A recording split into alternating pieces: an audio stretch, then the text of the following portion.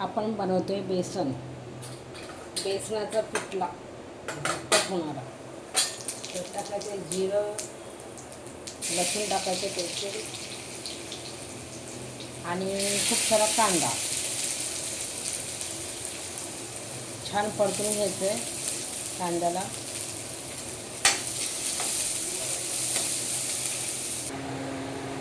कांदा फ्राय होतोय तोपर्यंत आपण मसाले टाकून घेऊ. अर्धा चमच हळद, अर्धा चमच लाल तिखट, थोडेसे धने पावडर, थोडासा गरम मसाला छान परतून घेऊया. चवीनुसार मीठ. त्यात आपण टॅमॅटो टाकले. आता छान परतून घ्यायचे दोन्ही पण. टॅमॅटो असे नरम झाले, पाणी सोडलं काय चांगलं तोपर्यंत आपण परतून घ्यायचं आहे. कांदा टोमॅटो छान परतलेला आहे. आता आपण त्याच्यात टाकूया पाणी.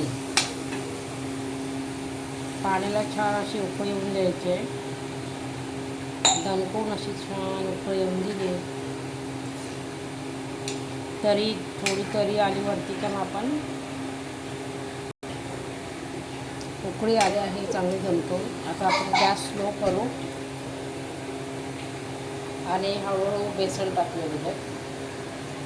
एका हाताने गुठल्या मोडायच्या आपल्याला बेसनाच्या, आणि पटापट सोडून घ्यायचे. सर्व गुठल्या आपण मोडून टाकायचे, नाही तर त्याच्यामध्ये गुठल्या तयार होतात.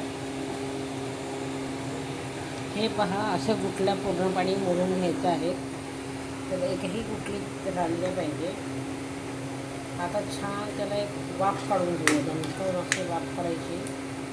वाफण ठेवूया आपण 5-6 मिनटं वाफ काढून ठेवूया. बेसनाला तेल सुटलं आहे. ऑलमोस्ट तयार होत आलं आपलं बेसन.